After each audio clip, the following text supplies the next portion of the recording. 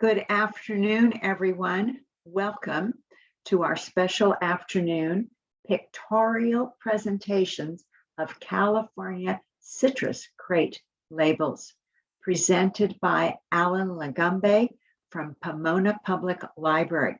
We are delighted to be able to welcome Allan today.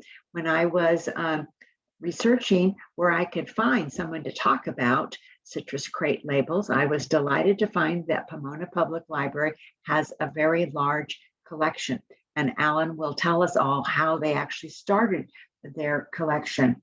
But the collection was acquired during the 1960s to 70s, and it has over 3,500 labels. Some of you that are in attendance today might actually already collect some of these labels, or you might have seen them, or you might have some in your family. And of course, you know, all of these programs that we're doing in March are about our One City, One Story 2022 book, In the Country of Women by author Susan Straight. And if you missed Susan Straight, you can go to Pasadena Library, YouTube Pasadena Library for March the 10th and re-see, if you haven't already seen it, or see it again. See it for the first time, or see it again if you want to re-see it. Her presentation which was excellent. So thank you very much for coming today. So if you could please all mute yourself. Allan will start shortly.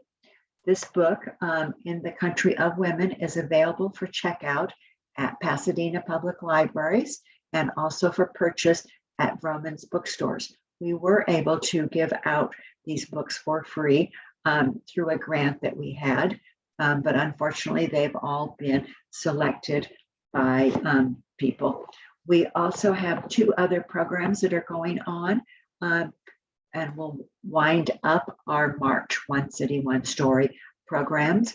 The one tomorrow is the Riverside Citrus Story by Dr. Tracy Kahn. She will be talking about the citrus collection at University of California, Riverside, and how people contact her from around the world with questions. Then on Thursdays, a program, What She Reads. You can go to any of our branches and pick up a brochure. And in the brochure lists all the books that Susan Straight talks about in the Country of Women that she has read and enjoyed. We will just be going over those books. And so you can then also go to the library and check those out. So I think we have everybody that's coming in. We have a wonderful big group today.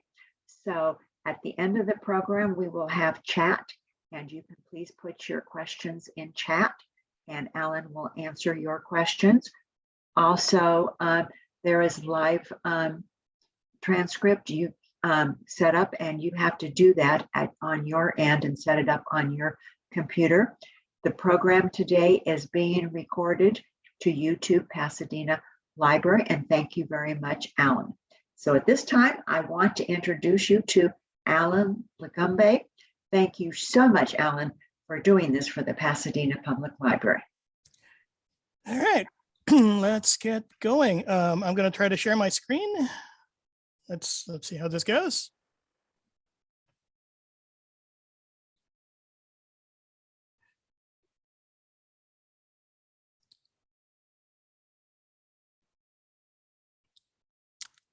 Okay, if you could confirm that you see the test pattern, please. Yes, I see it. Awesome, thank you. All right. So to start, for those of you who logged in expecting a slideshow, I certainly do not want to disappoint. It's going to be that kind of day, guys.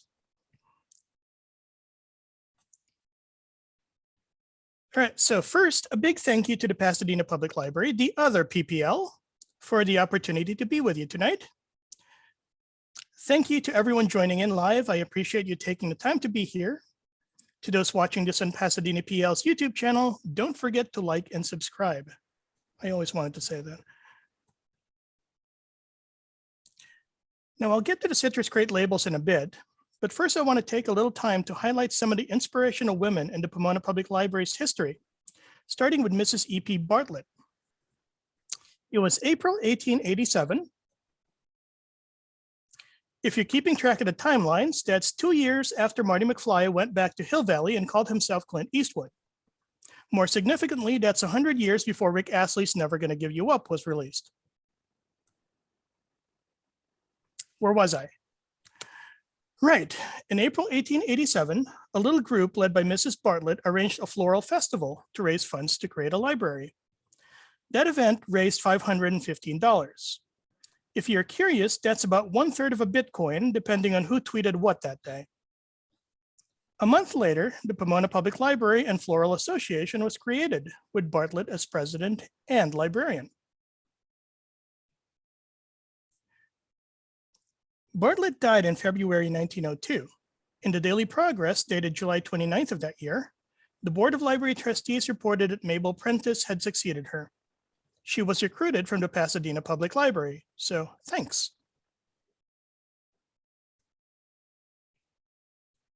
Here are a few photos of that first flower festival.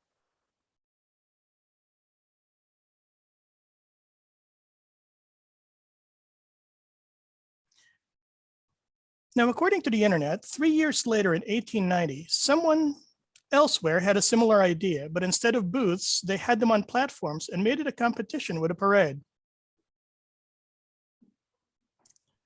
A tournament of just one specific flower? Even if it's a really popular flower, say a rose, I don't know if that ever caught on.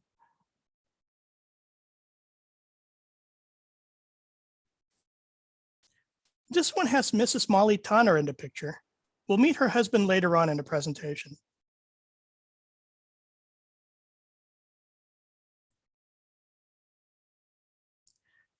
Next awesome lady I'd like to talk about is Lavina Kirkman Penley. Mrs. Penley wrote letters to internees during the Japanese internment period and occasionally visited during the time when the LA County Fairgrounds was an assembly center. Along with her letters, she sent people books and supplies. We know this because we have the letter she received from the internees in special collections. If your book selection committee had done Farewell to Manzanar, there was an old presentation I could have dug up.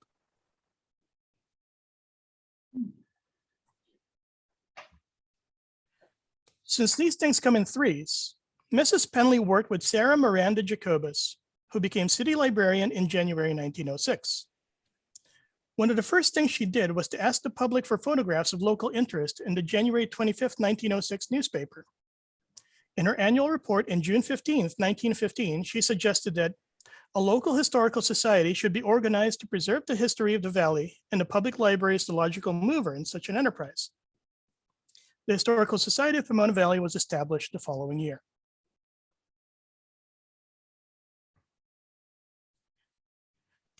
Our special collections room hasn't been open to the general public for just about 10 years now. While there are occasional visitors and appointments, this room is where I hide to recharge for these past 10 years, and my home away from home for 5 years before that. Since I'm in this unique situation of doing this presentation via Zoom, I sort of brought my own panel / audience. Miss Jacobus, you've already met.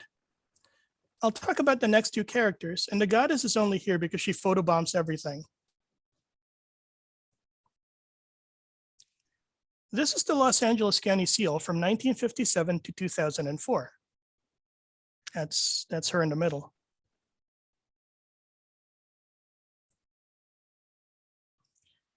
Patrick Tonner was a teacher, lawyer, real estate investor, poet, drunk. Miss Jacobus made it a point to leave us this actual handwritten note on file here in Special Collections. And it reads, "This is the poem written for a July 4th celebration in Los Angeles. Stephen M. White assured a place on the program for PC Tonner. PCT got drunk and never appeared." And she signs it March 31st, 1911.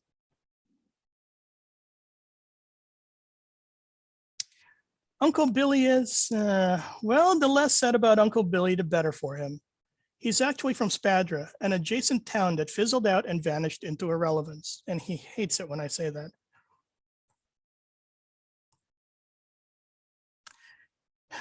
Aye, Captain. So what is a citrus grade label? Well, here's one. You usually get some artwork with a brand prominently displayed. It will also have the Growers Association that processed the fruits. Then, of course, somewhere in there, it'll show the city or town where the fruit came from.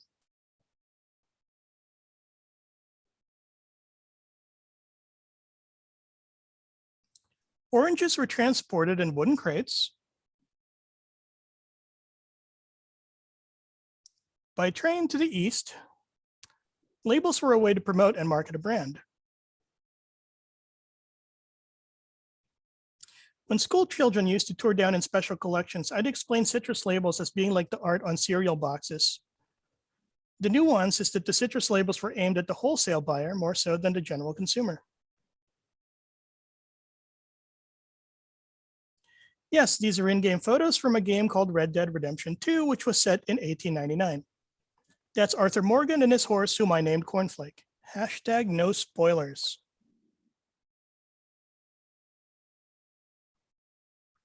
Even in video game special collections haunts me. There's an actual magic lantern on display at the lobby upstairs.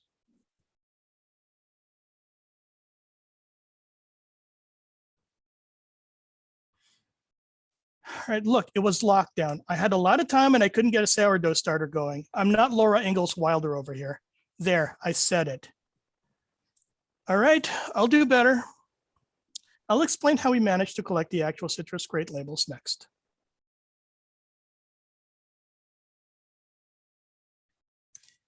A newspaper article from April 6th, 1968 reads, to gather this enormous collection of historical, sometimes hysterical crate labels, Cahoon wrote or visited citrus firms and packing houses throughout Southern California. Where the company was defunct, he dug up the name of the last secretary or other officer. He tracked down citrus records and labels in attics and garages, in dusty vaults of packing houses, in antique shops and bookstores. When word of the library collection got around, many people sent in labels they had saved in their homes. The library recently bought a large collection from a Newport Beach man who had gathered them as a hobby.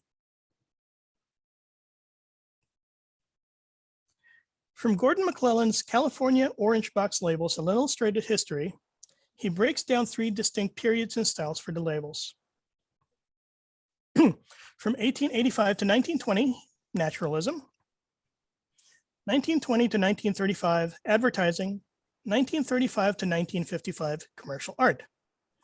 As an aside, in my head, it's always Christopher Lloyd's Doc Brown saying the years 1885 and 1955. Now, is that better, Mr. Kobus? Okay, I'll take okay.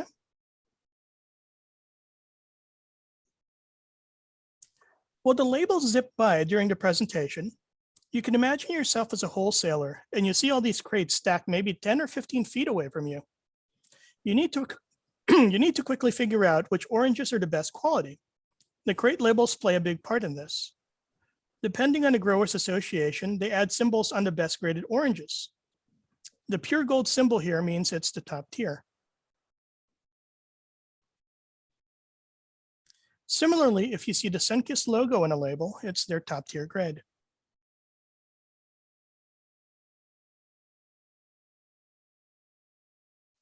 If you see red ball, that's the one below top tier.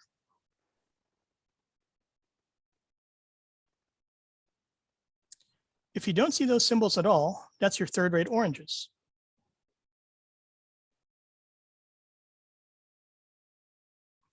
Sometimes it's color-coded. Blue is the best. Red is 1 grade lower.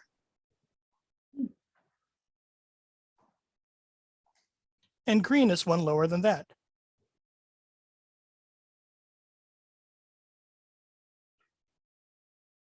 Sometimes they get redundant. Blue Winner also has the pure gold on the bottom.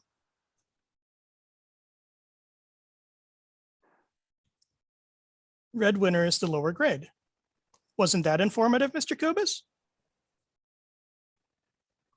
3-star? It does have the Sunkist brand, so maybe she means that's the best grade. I hope. Now, citrus crate labels are interesting. There are some really nice labels in our collection, and when you go through them, it almost feels like there's one for every occasion. If you dabble in computer programming, there's a citrus crate label for that. Because she photobombs everything, of course, the goddess has a label made for her.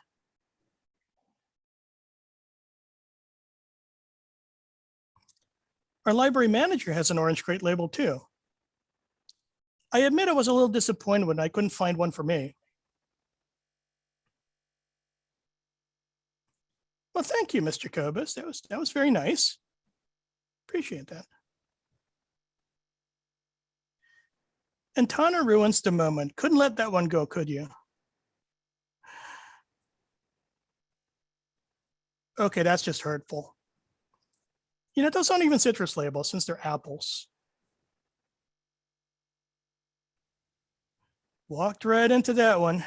All right, where'd you even find that label? Right. Oh, come on, that wasn't even me, that was Uncle Billy. You know what I say to that? There's a great quote from a beautiful song released 100 years after Pomona's incorporation, and I think it's relevant here. If they ever get you down, there's always something I can do, because I wouldn't ever want to see you frown. I'll always do what's best for you. That's from Together Forever by Rick Astley. All right, let's move along. Let's try to keep it highbrow. All right, got it.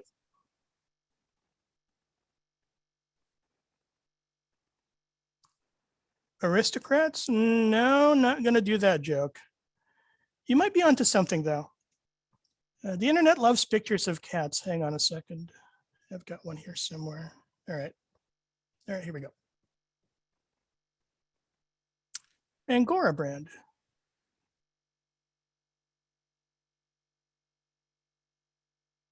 You've got Tomcat.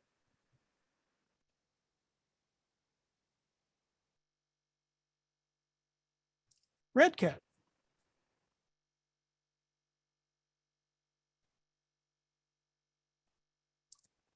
And Bengal.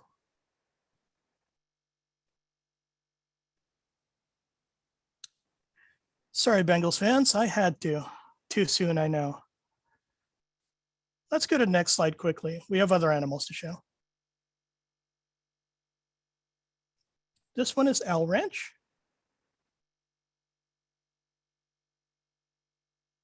This one is Heron brand from Claremont. Ibis brand, also from Claremont. Rooster brand from Orange.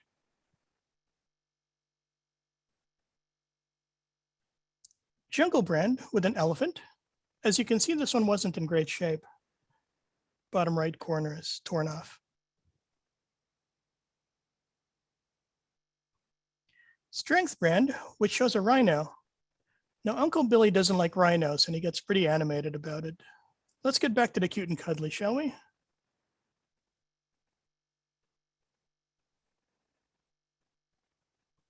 Collie brand from San Dimas. That's where John Wick went to high school. All right, Patrick, you want to try one? Remember, cute and cuddly. Please find something cute and cuddly. Ooh, extra fancy bunny. Good. That's from Terabella, California. Again, I should have known that was a setup. Well, I'm going to pivot from that and show another theme. Depictions of characters from literature. This one's Robin Hood brand.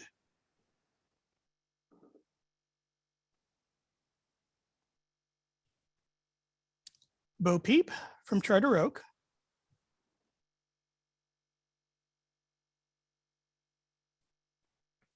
Red Riding Hood, also from Charter Oak.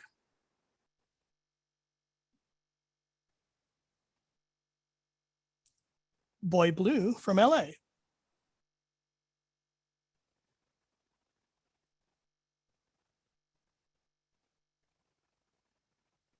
And Cinderella from Garden Grove. Now, see how I did that, Mr. Kovas? Masterful transition, right? Thank you, Mr. Kobus. You know, another common theme, and you saw some of it from the nursery rhymes labels, is the depiction of children trying to convey something like the joy of youth.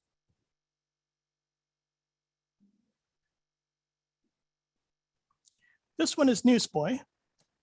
It's a good time to say something that might seem random, like, hi, David, hi, Joe, unless you're David or Joe. Chorister brand.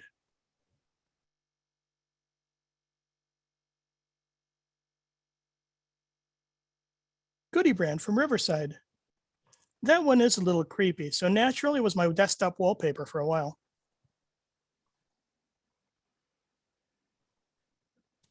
That's a good example from Pomona, Patrick. You can see the child reaching out, trying to hand you an orange. It's almost like an action shot.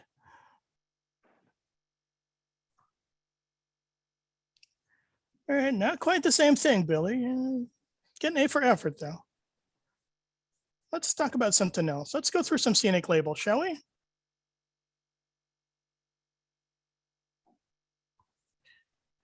All right, this one is Alta Loma brand.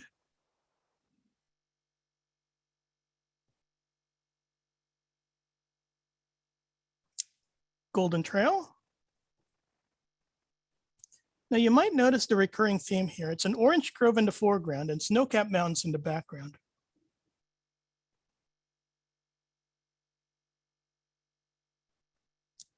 Grand Site.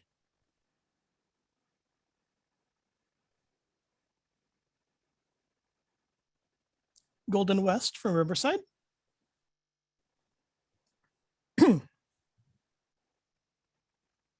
San Dimas Supreme. Now, anthropologists in the future will undoubtedly conclude that what's not depicted in these labels is the schoolhouse that must be located at the top of the mountain.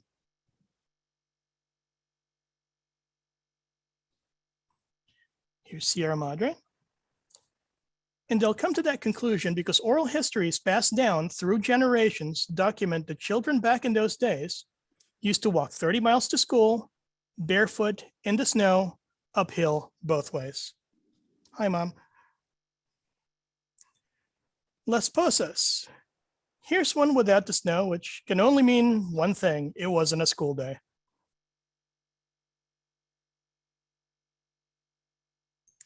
Which sometimes meant a trip to the beach. This one's Silver Foam from Colton. Summerland brand. Seal Rock brand. I've heard Patrick was an Edgar Allan Poe fan, so this next one's for him. It was many and many a year ago in this kingdom by the sea. Now, with scenic images like that, your local board of trade doesn't even have to come up with a catchy slogan.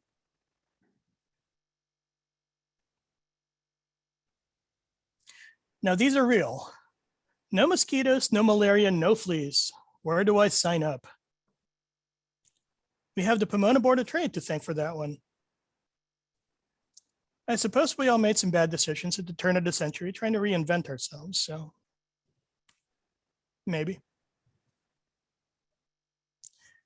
This next sequence also has a common advertising theme, which is, I'm sure will be completely obvious soon enough. Bonnie Lassie. California Made from Fullerton.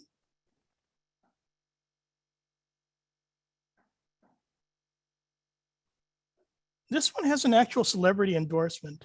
Born Verna Dooley, Barbara Worth was an actress from the early 1920s to the late 1940s. I had to look that one up. Canyon Crest from Redlands. Delicia from Anaheim. Gloriana, same city. And Sonia brand. Economy brand.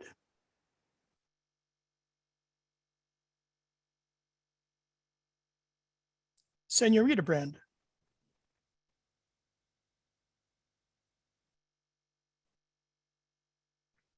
Finally, Mischief from Riverside. While we've made some progress in depictions of women in advertising since then, there's still more work to be done.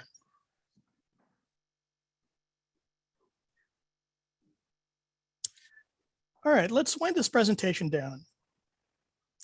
I like this one because it's a citrus crate label depicting a citrus crate with a different label on it. So it's pretty meta.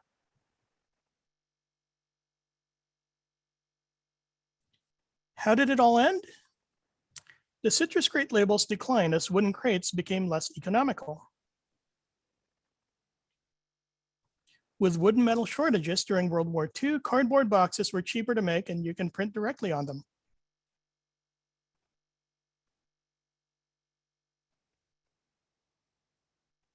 Then at some point, growing citrus itself became less economical as demand for housing grew post-war. Land values went up and people sold.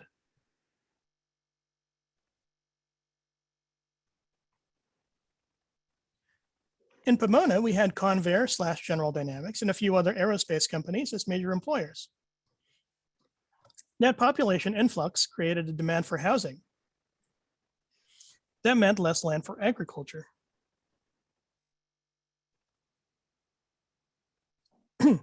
For the long commutes, the freeways were also built up, which of course required a lot of land.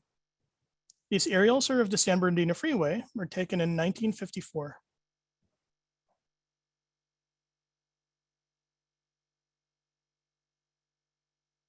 While the citrus industry hasn't disappeared completely, it's not what it used to be. And there's a danger that we take these historical artifacts for granted. Sometimes there's that feeling that they're kept around because it's understood they bring value and knowledge about a bygone era. At the same time, the novelty wears off, so you're locked down in the basement, isolated from everyone else, and people don't get to visit and see you except for the occasional email question. Even then, you're more appreciated outside your enclosure than you are in it because you're not really children's programming material. But we hold the fort as best we can, preserving, protecting, and occasionally presenting these wonderful items from our past. Ever hopeful because, as a great troubadour once said, we're no strangers to love. You know the rules, and so do I. A full commitment's what I'm thinking of. You wouldn't get this from any other guy. That was, of course, from Rick Astley's Never Gonna Give You Up, released 100 years after the Pomona Public Library got its start. Thanks, Ms. Jacobus. That means a lot, especially since that label came all the way from Florida. Seriously though, where'd you find that? Good one, Ms. J. For more citrus crate labels, along with the rest of our digital collections, you can find the link under online resources at pomonalibrary.org. Or directly at content.ci.pomona.ca.us. Thank you to the Pomona Public Library staff for their patience and understanding covering desks while I was scanning and preparing for this presentation. And once again, thank you to the Pasadena Public Library for inviting me here, and thank you to everyone watching. I am truly grateful for your time. That concludes my presentation. I hope it's been informative and entertaining. The end.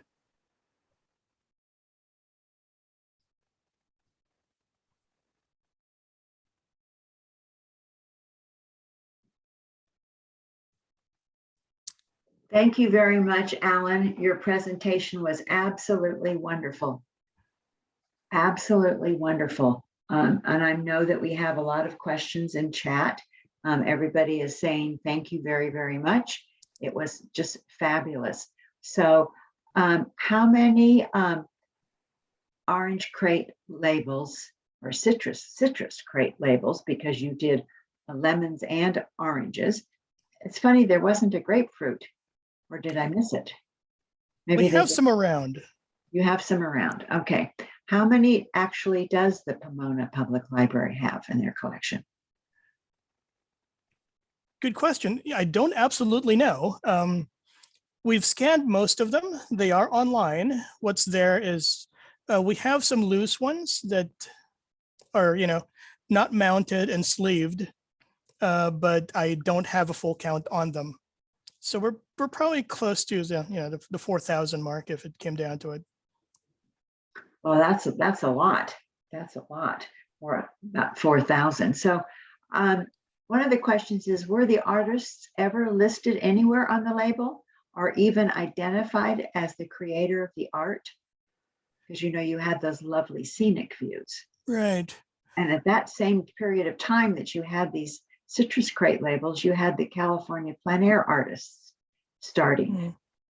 And some of them, were looking for extra jobs to do, and they got paid for it. So I have heard that some of them did paint the scene that was used for the orange or the citrus crate labels. I actually consulted a couple books for this thing, so I did some research, and a lot of it they attribute basically to the lithography place that did it, and sometimes you have to dig extra through that to get a listing of the actual artists that did it. Some of them do list the artist itself, and I don't know the name of the book off the top of my head, but they do list, a couple of them or a handful of them that they know the artists too. Okay. Looked like Sunkist was the more prolific supplier of oranges, or prolific, if not incredibly, I don't know, easy to get to. They're right next door. So, the Sunkist Fruit Growers Association thing was like in Ontario or something. So yeah, that was easy to run to get. Okay, so one of the questions, are people still finding labels, and would your library accept them for the collection? Sounds like somebody has some that they might want to donate to Pomona Public Library. Are you accepting them? Comes and goes, depending on, well, the other thing is, if we'd love to have them, but if we have like duplicates of these things, we don't want to deprive you of something we already have in our collection. So, it's kind of on a case by case basis. And if you have a case of them, then maybe we would have it.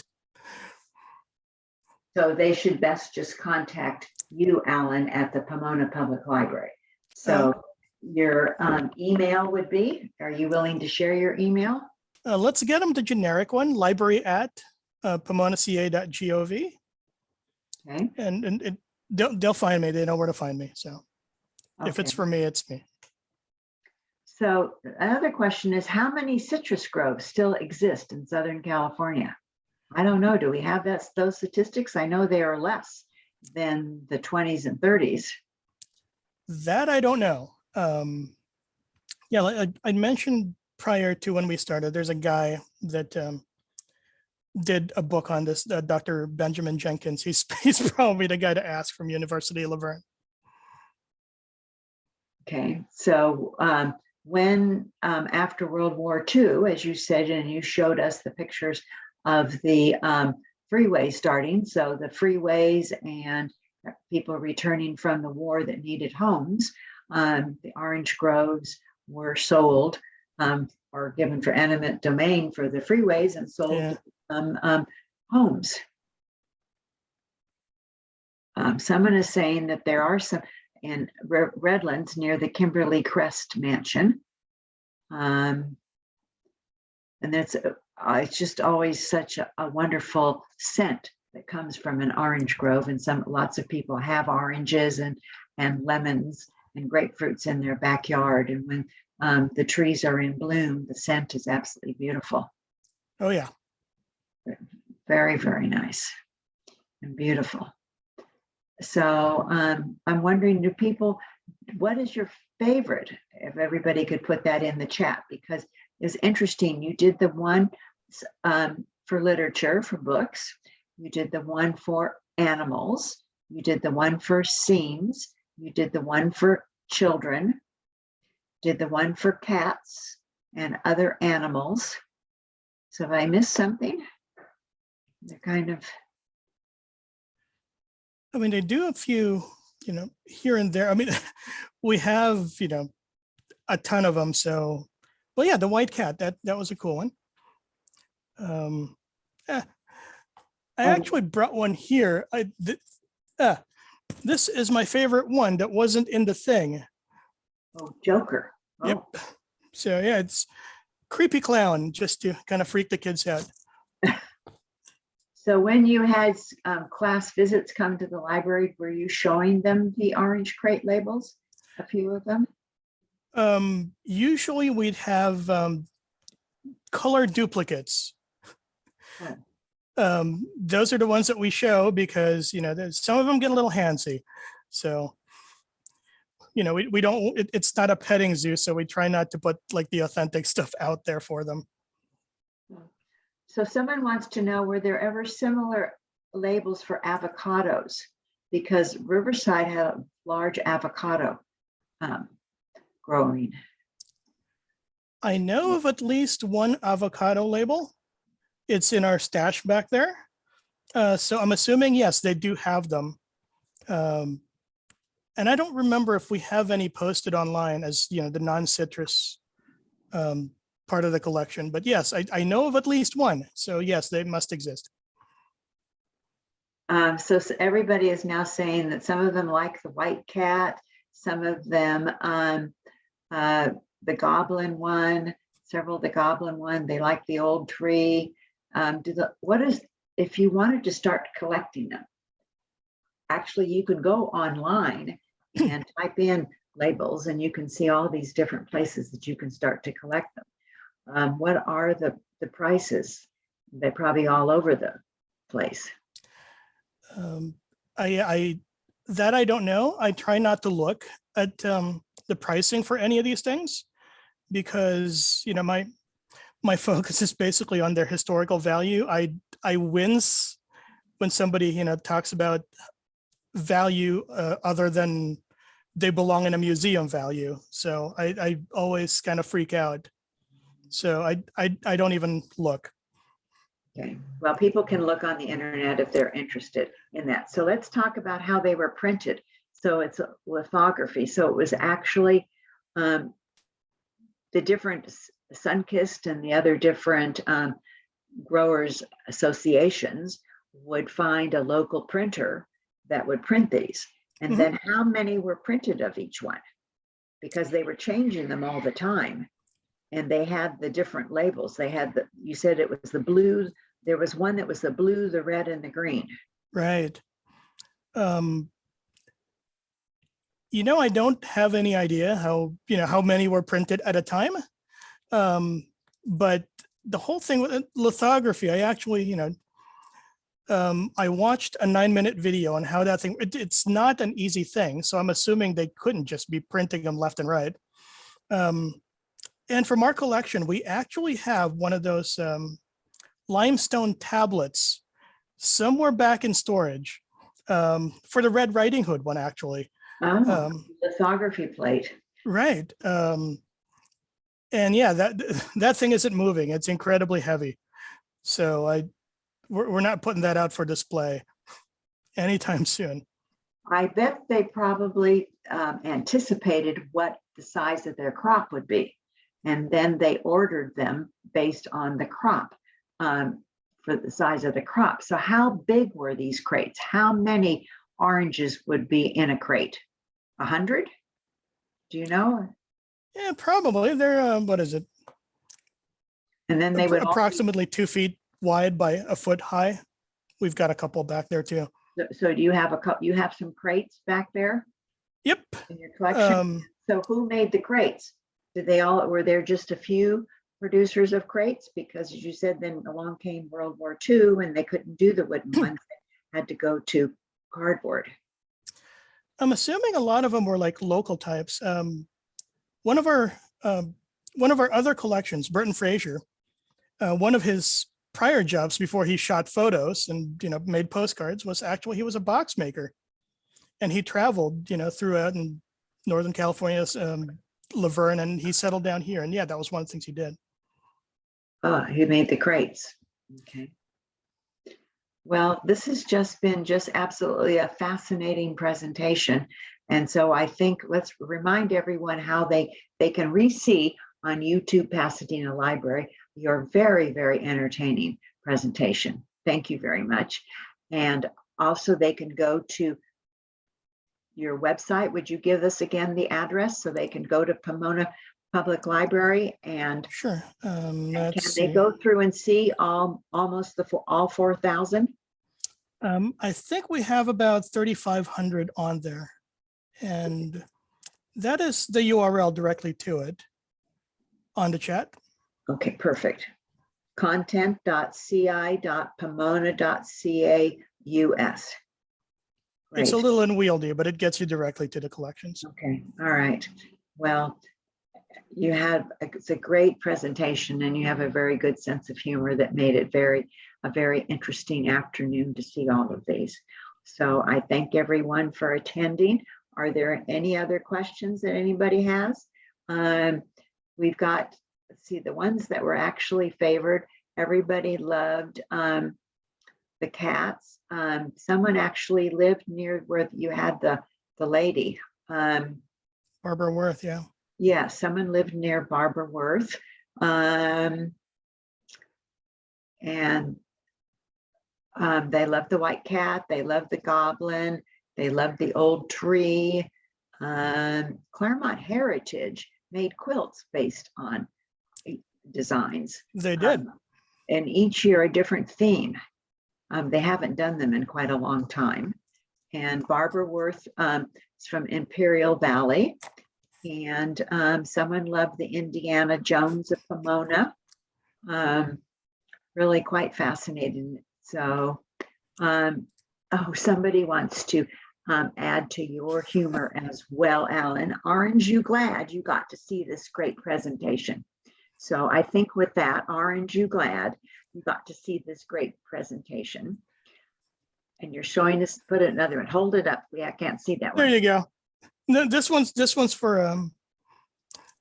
this one's for the pictures. It's more on brand. Oh.